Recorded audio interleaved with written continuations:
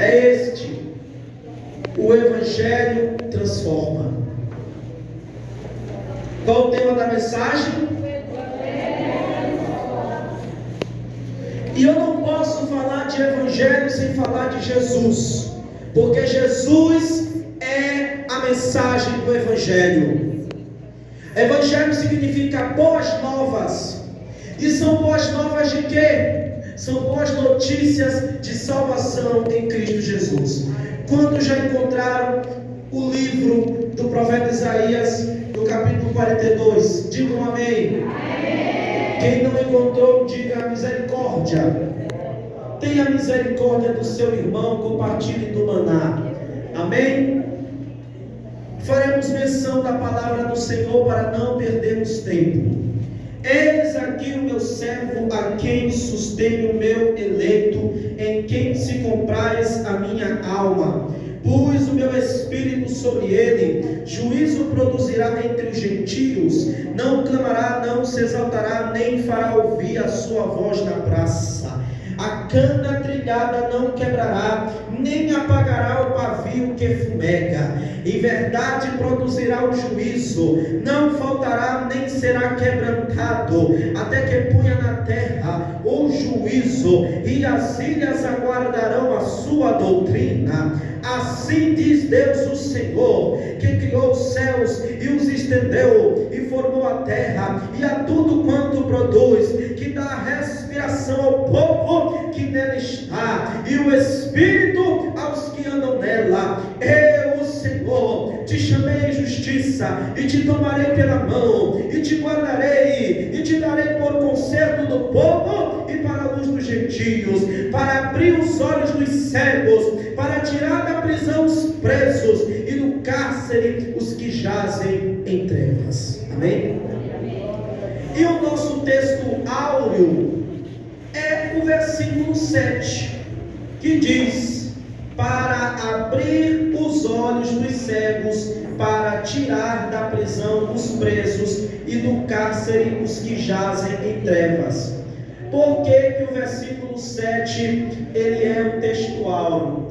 Alguns costumam pregar, irmãos, contextualizando e aplica a mensagem no final. Mas geralmente quando eu prego a palavra, eu leio e já aplico o texto. É a forma que Deus me usa. E eu já vou aplicar o texto. Por que que o versículo 7 ele é o nosso texto áureo? Porque ela representa o ministério de Jesus Cristo e ela representa a função do Evangelho. Jesus Cristo e o Evangelho são coisas intrinsecamente ligadas. Não existe o Evangelho sem Jesus Cristo, porque o Evangelho é sobre Ele, é por Ele e para Ele são todas as coisas. Para que serve o Evangelho? Para abrir os olhos dos cegos.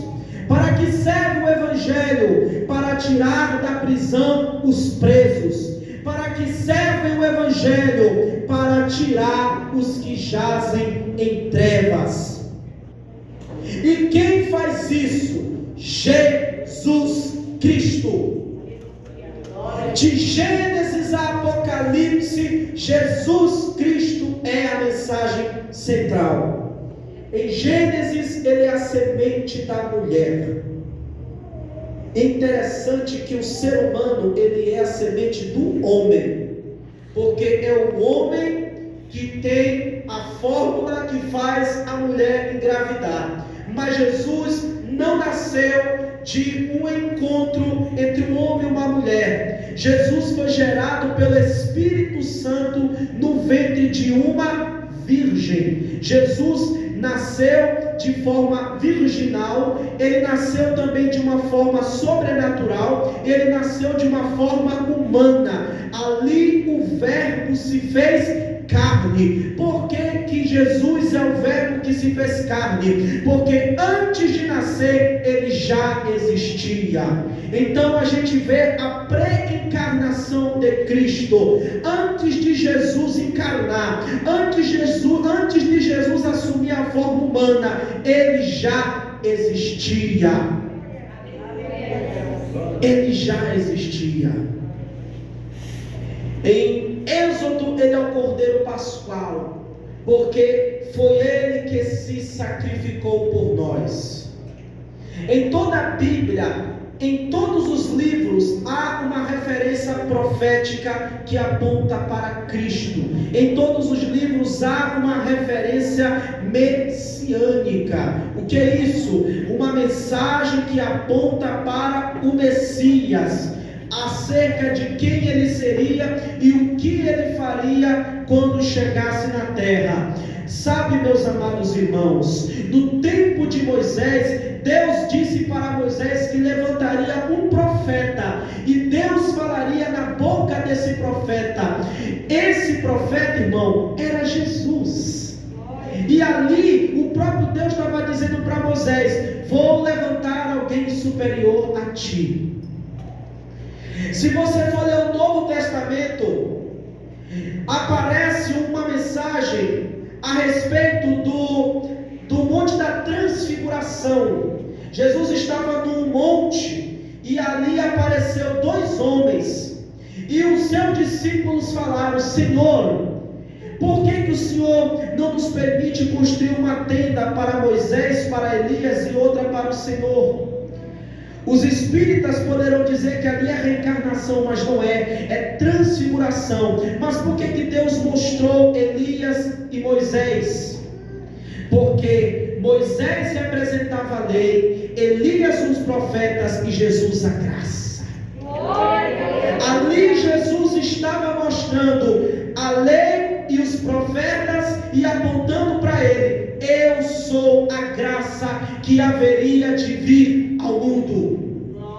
E quando Jesus disse: arrependei-vos, porque o reino do céu é chegado, Jesus, quando veio à terra, ele trouxe o reino dos céus. O reino dos céus era representado pela pessoa de Jesus. Essa é a mensagem do Evangelho. Aleluia! O texto que nós lemos diz: eis aqui o meu servo, a quem sustenho o meu espírito, o meu eleito, a quem se comprais a minha alma. Talvez lendo você possa pensar: ah, Deus está falando com o profeta Isaías, ah, Deus está falando comigo. É certo que Deus fala conosco, mas esse texto ele fala de Jesus. De Jesus, como se ele está dizendo: eis aqui o meu servo. Mas, amados, Marcos, quando fala de Jesus, ele fala daquele que veio para servir e não ser servido. Ah, o Senhor está dizendo que nós não devemos servir a Cristo? Não exatamente. Quando a Bíblia diz que Jesus é servo, ele está dizendo que Jesus é humilde. No livro de Marcos, no Evangelho de Jesus Cristo, segundo escreveu Marcos, Jesus ele é apresentado como um rei que é humilde. O rei da terra, ele recebe adoração para si, e ele pisa nos seus súditos. O nosso Deus, ele também é rei, mas ele é gente como a gente. Em que sentido? Ele te entende, ele te ama, ele te compreende, ele sente a tua dor, e ele se humilhou, ele se fez menor que os anjos, ele se fez um servo, e como servo, ele doou a sua vida para nos salvar do inferno. Como servo, ele doou a sua vida para salvar-nos da condenação do pecado, da escravidão do pecado, do poder do diabo, do poder do pecado e do poder da morte. Jesus venceu a morte. Por isso o texto vai dizer: onde está o inferno, a tua vitória? Onde está o inferno, o teu aguilhão? Jesus venceu o inferno. Da mesma maneira que Jesus morreu e ressuscitou, a igreja ressuscitará com ele em glória. Quando Jesus voltar para levar os seus escolhidos, aqueles que estiverem vivos serão transformados e arrebatados e irão se encontrar com ele nos ares. Mas aqueles que já morreram vão ressuscitar com o corpo glorificado, o corpo transformado, o corpo que é mortal se revestirá de imortalidade, o corpo que é corrupto se revestirá de incorruptibilidade. Essa é a vitória da igreja, essa é a mensagem do Evangelho, porque para Jesus a morte não é o fim, para Jesus a morte é apenas algo que Ele pode simplesmente resolver. Jesus, quando foi no sepulcro de Lázaro, ele foi 4 dias depois, e a Marta, irmã de Lázaro, chegou para o mestre e disse: Senhor, se tu estivesse chegado um pouco mais cedo, o meu irmão não teria morrido. E Jesus disse: Marta, se tu creres, tu verás a glória de Deus. E Jesus, ele disse: tirai a pedra. Está fedendo, tirai a pedra. Já morreu, tirai a pedra. E quando tiraram a pedra, Jesus disse: Lázaro, vem para fora. E a Bíblia nos diz que Lázaro saiu todo embrulhado com aqueles panos. O morto reviveu, porque Jesus é o autor da vida. O mundo conhece a morte, mas Jesus conhece a vida. O mundo te chama pelo pecado, mas Jesus te chama pelo nome. E Ele diz: filho meu, os teus pecados estão perdoados. Vai, não peques mais. Ai, aleluia. O nosso Deus é diferente. Aleluia. Louvado seja o nome do Senhor. Isso é o Evangelho, irmão. Isso se chama poder transformador do Evangelho. Aonde o Evangelho chega, o morto ressuscita. Aonde o Evangelho chega, o mundo começa a falar. Aonde o Evangelho chega, o surdo começa a ouvir. Aonde o Evangelho chega, o paralítico começa a andar. Aonde o Evangelho chega, incrédulo vira crente. Aonde o Evangelho chega, corrupto, ladrão vira honesto. Aonde o Evangelho chega, pessoas da vida vira pai de família, vira mãe de família. Aonde o Evangelho chega, cadeias são quebradas. Aonde o Evangelho chega, as gemas caem por terra. Aonde o Evangelho chega, ele simplesmente diz: Talita cumi, levanta e anda. Aonde o Evangelho chega, não falta óleo, não falta azeite. Aonde o Evangelho chega, a tua panela pode estar vazia, mas ele faz o azeite multiplicar. Aleluia. Aonde o Evangelho chega, até a tristeza salta de alegria. Aonde o Evangelho chega, a doença vai embora. Aleluia, aleluia. Porque Ele é servo de Deus. Eis aqui o meu servo. Jesus veio para servir. A adoração pertence a Ele? Sim. A glória é dele? Sim. O louvor é dele? Sim. Mas o nosso Deus, Ele tem o prazer de cuidar de nós. Por isso que em Mateus, Jesus ele é tratado como rei. O rei que virá. Jesus é tratado como rei. Porque em Mateus que você vê a parábola das 10 virgens, ele é o noivo. É ali que você vê várias declarações sobre o retorno triunfal de Cristo. Em Lucas ele é chamado como médico. Em Marcos como servo. E em João ele é chamado de um filho de Deus. Jesus é tudo isso e muito mais. E pastor, por que o senhor disse que o texto de Isaías 42 se refere a Cristo? Porque ele vai dizer: juízo produzirá entre os gentios, né? Pus o meu espírito sobre ele, e juízo produzirá entre os gentios. Somente Jesus pode trazer justiça e paz. Somente Ele. Os gentios se referem, irmão, a toda a humanidade. Porque Jesus ele veio judeus. A salvação veio dos judeus. Mas a salvação não se limitou aos judeus. A salvação é para todo aquele que nele crê. Porque quem nele crê não irá perecer, mas terá a luz da vida eterna. Quem nele crê não entrará em condenação, mas passou da morte para a vida. Quem nele crê, ainda que esteja morto, viverá. E quem vive nele crê, nunca morrerá. Esse é o nosso Deus. Esse é o Evangelho. Evangelho que cura, Evangelho que salva, Evangelho que liberta, Evangelho que transforma. O Evangelho transforma. Pastor, só pode dar uma outra referência, que esse texto de Isaías 42 se refere a Cristo? Posso. Vai falar: a cana trilhada não quebrará. Bem aqui no versículo 2, versículo 3. Irmãos, a cana é uma planta. A cana trilhada não quebrará. Subentende-se que a planta, nesse caso, a cana, não a cana de açúcar, é uma outra espécie de planta. Subentende-se que essa cana ela está frágil.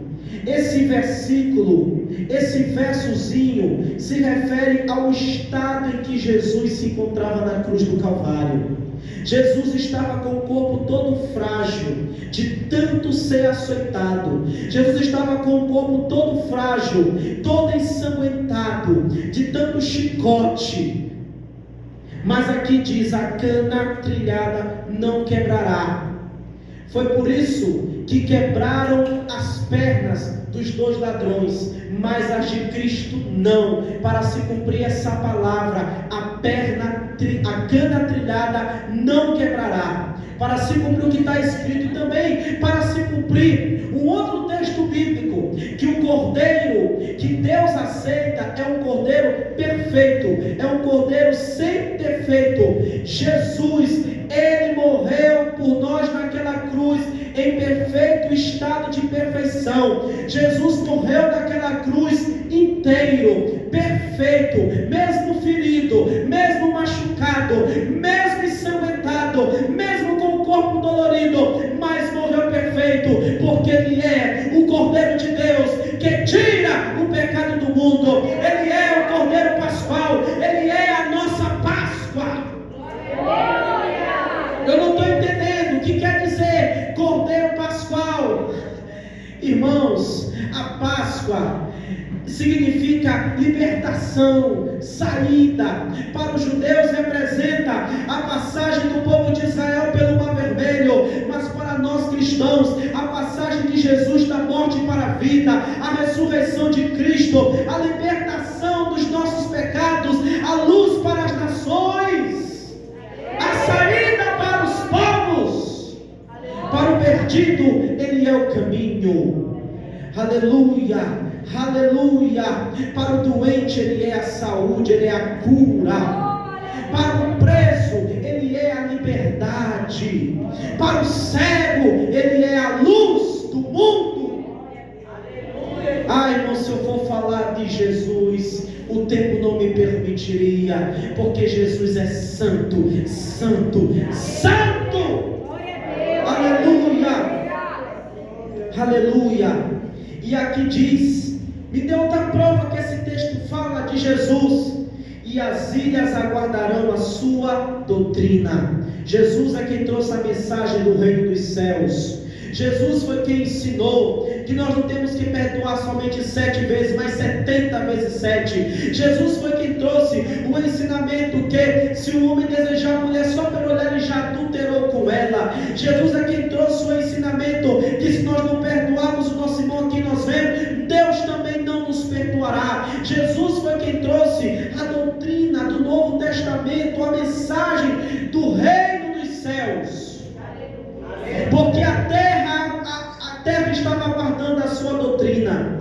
Porque os religiosos, os mestres da lei, criaram doutrinas que Deus não mandou. 256 doutrinas pesadas.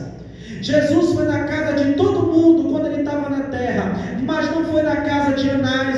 Caifás, porque eles eram prepotentes, porque eles eram soberbos, porque eles eram orgulhosos. E a Bíblia diz que Deus resiste ao soberbo, mas dá graça aos humildes. A terra estava esperando a doutrina do Senhor. Essas ilhas se referem a todos os povos dos confins da terra, esperando a palavra do Senhor. Jesus é o verbo que se fez carne, é a palavra de Deus entre nós. E essa igreja só está aqui no Semar porque Cristo ressuscitou. Essa porta foi Deus que abriu e ninguém vai fechar. E enquanto Ele não vem, nós vamos proclamar o Evangelho a toda criatura. Aleluia! Louvado seja Deus. Nesse mesmo texto há uma referência que fala que esse texto se refere a Jesus. Sim, no versículo 6 vai dizer: e te darei por conserto do povo e para a luz dos gentios. Conserto do povo. Jesus foi a pessoa pelo qual Deus reconciliou o mundo consigo mesmo. A Bíblia diz que Deus reconciliou o mundo com Ele através de Cristo. Jesus é o conserto do povo. Jesus é a reconciliação de Deus com a humanidade. Por isso que Jesus disse: eu sou o caminho, a verdade e a vida, e ninguém vem ao Pai a não ser por mim. Se você quer ter intimidade com Deus, se você quer conhecer a Deus, Jesus é o caminho, Jesus é a verdade, Jesus é a vida, porque foi o próprio Pai que estabeleceu Jesus para ser o conserto do povo e para ser a luz dos gentios. Por que Jesus é a luz dos gentios? Porque a Bíblia nos diz que o povo que estava em trevas viu uma grande luz. Quando Jesus nasceu, a humanidade estava em trevas, mas nasceu a luz do mundo. E para encerrar nesse mesmo texto, para abrir os olhos dos cegos, para tirar da prisão os presos e do cárcere os que jazem em treva. Irmão, isso só Deus pode fazer. O homem não pode fazer, mas Deus pode.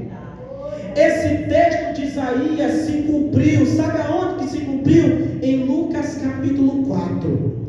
Em Lucas capítulo 4, esse texto de Isaías 42, ele vai se cumprir. E eu faço questão de ler. Eu só quero que você me ouça com atenção. Aleluia. Lucas capítulo 4. Eu vou ler aqui. Você só vai ouvir. Só vai ouvir. Se o irmão botar aqui no telão, você acompanha. Senão você ouve. Porque a fé também vem pelo ouvir. E ouvir a palavra de Deus. Aleluia.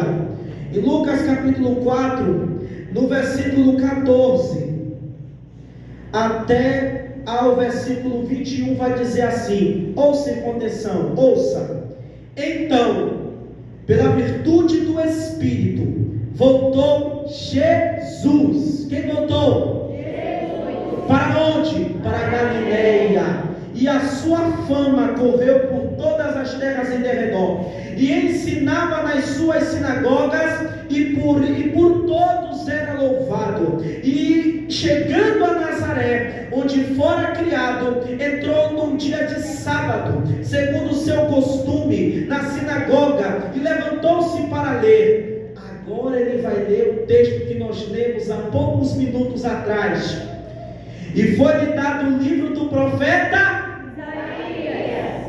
E quando abriu o livro, achou o lugar em que estava escrito: o Espírito do Senhor é sobre mim, pois que me ungiu para evangelizar os pobres, enviou-me a curar os quebrantados no coração, e a pregoar liberdade aos cativos e dar vista ao cego. Irmão, o versículo 19 é o versículo 7 de Isaías 42. E a pregoar liberdade aos cativos, a dar vista aos cegos, a pôr em liberdade os oprimidos, a anunciar o ano aceitável do Senhor. Irmãos, depois que ele leu essa passagem bíblica, olha o que ele fez: encerrando o livro e tornando-o a dá-lo ao ministro, assentou-se ele se assentou depois que leu Isaías 42.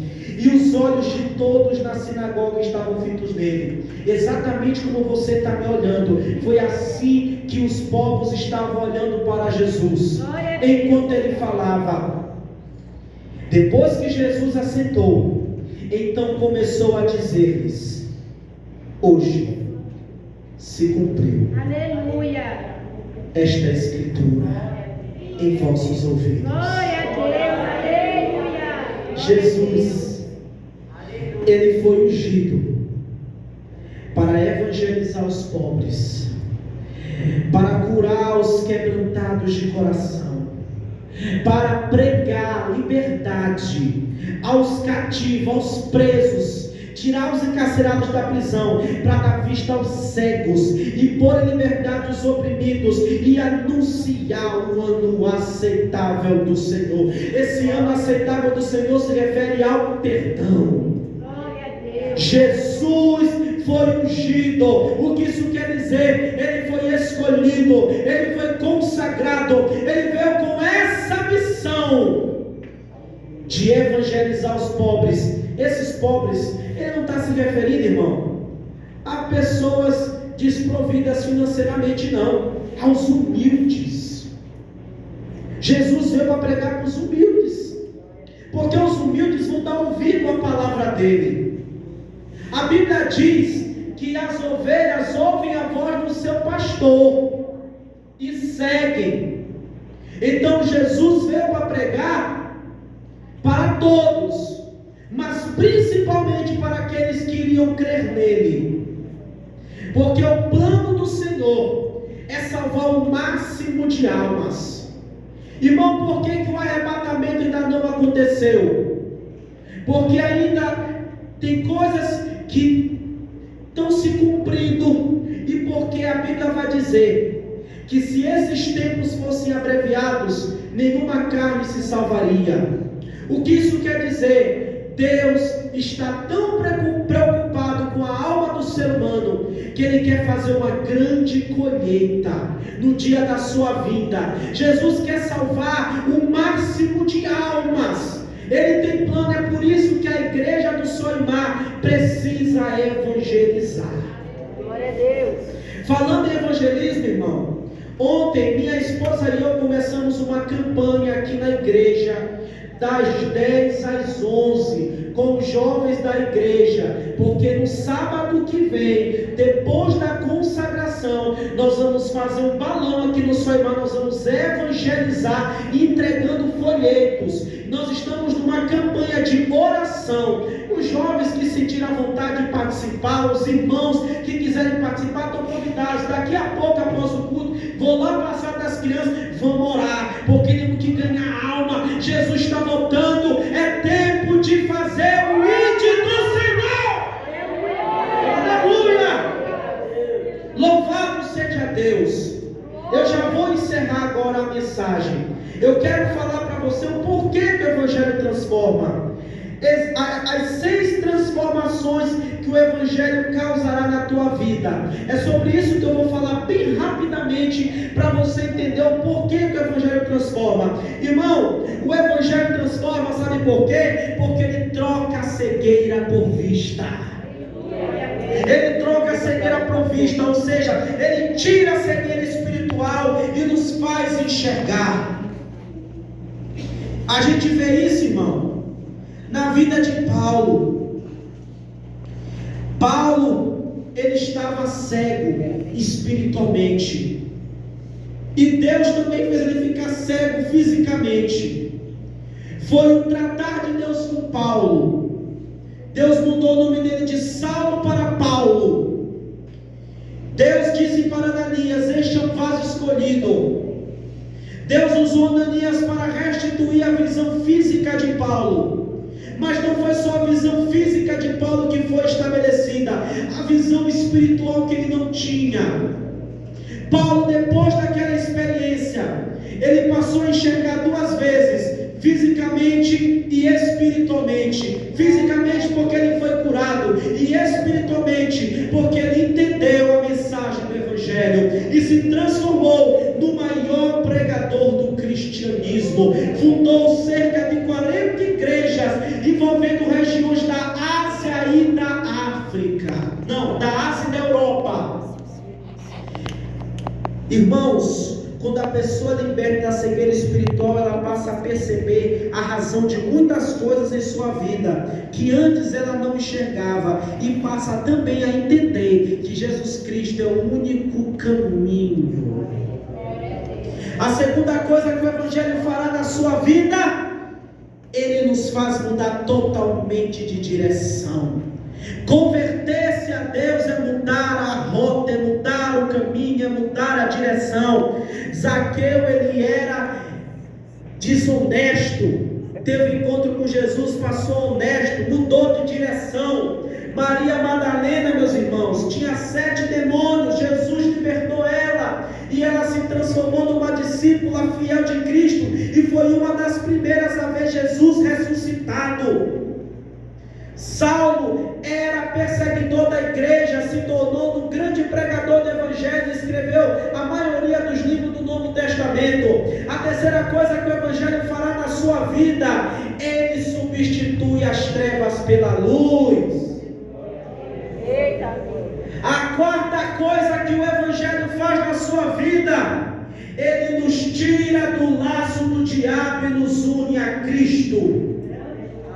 Eu gostaria só de botar essa referência de Colossenses 1, versículo 13.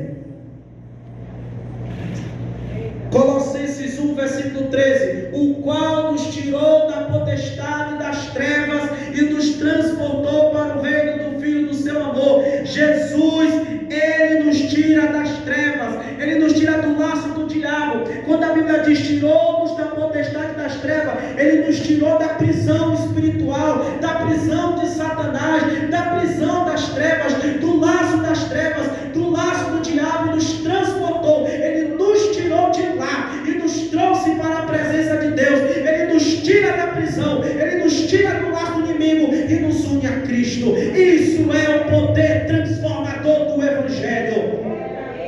A quinta coisa, a quinta transformação que o Evangelho faz, e depois dela a última, ele remove o pecado de dentro de nós. Romanos 6, 22, rapidamente, porque nós já estamos finalizando. Romanos 6, 22, o Evangelho remove o pecado de dentro de nós. Mas agora, libertados do pecado e feitos servos de Deus, tendes o vosso fruto para a santificação e por fim a vida eterna. O Evangelho liberta do pecado e nos faz servos de Deus, e a nossa colheita é a vida eterna, através da santificação, a nova vida em Cristo Jesus, nosso Senhor. E para finalizar, a sexta coisa que o Evangelho fará na sua vida, ele garante a vida eterna. A última referência, 1 Pedro capítulo 1, versículo 3 e 4. 1 Pedro, primeira epístola de Pedro. Isso, bendito seja o Deus e Pai de nosso Senhor Jesus Cristo, que segundo a sua grande misericórdia nos gerou de novo para uma viva esperança, pela ressurreição de Jesus Cristo dentre os mortos. Versículo 4, para uma herança incorruptível, incontaminável e que não se pode murchar, guardada nos céus para vós. Jesus tem uma herança de glória para você. Aleluia! Paulo, ele diz algo, e através disso eu reafirmo a vocês que este é o posicionamento da igreja. Citando esse texto, eu concluo a mensagem e passo a direção. Romanos capítulo 1, versículo 16, Paulo escreve: não me envergonho do Evangelho, porque é o poder de Deus para a salvação de todo aquele que crê, primeiro dos judeus, depois do grego. O Evangelho é o poder de Deus para a salvação dos judeus e para a salvação de toda a humanidade. Agradeço a oportunidade em nome de Jesus. Eu quero convidar a igreja a se colocar de pé. Jesus está te chamando nessa noite para uma nova aliança. Jesus está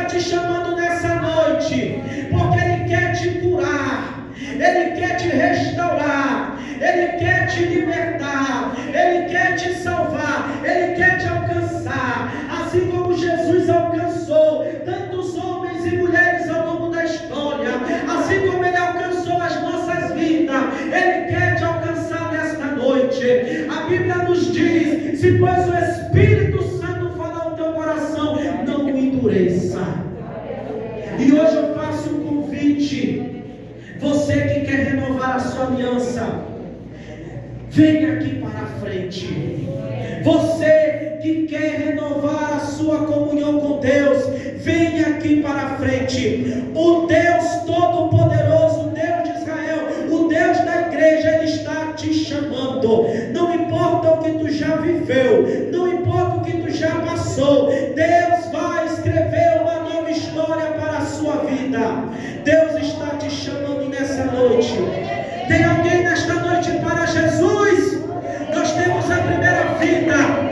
Cadê você, a segunda? Cadê você? Deus trouxe mais um. Deus quer trazer você nesta noite. Tem mais alguém que quer se reconciliar? Tem alguém que não é evangélico? Alguém que nunca teve? Aleluia! Aleluia! A festa do céu! Cadê a terceira vida? Cadê a terceira vida? Aleluia! Aleluia! Deus está te chamando. Deus está te chamando. Cadê você? Eu acredito que o Senhor falou contigo. Eu vou passar para o pastor Filho, ele vai continuar conduzindo. Irmãos, ele vai orar por essas vidas que estão aqui na frente, mas o convite está de pé. Vamos orar em nome de Jesus, amém? Glória a Deus. E o irmão está se reconciliando, né? O irmão já foi crente? Está reconciliando? Qual é o nome do irmão? Pablo. Muito bem. Então vamos orar pelo Pablo, pelo Hildo que está se reconciliando. Estão se reconciliando, amém?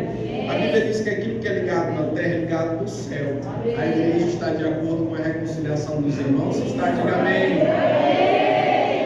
Vamos orar em nome de Jesus.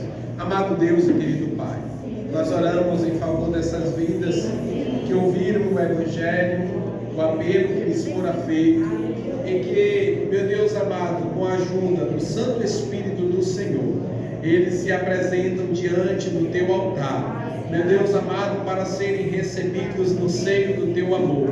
Meu Deus amado, Senhor, eu te peço que escrevam os seus nomes no livro da vida, para que tenham direito, ó Senhor, à vida eterna que lhes está preparada.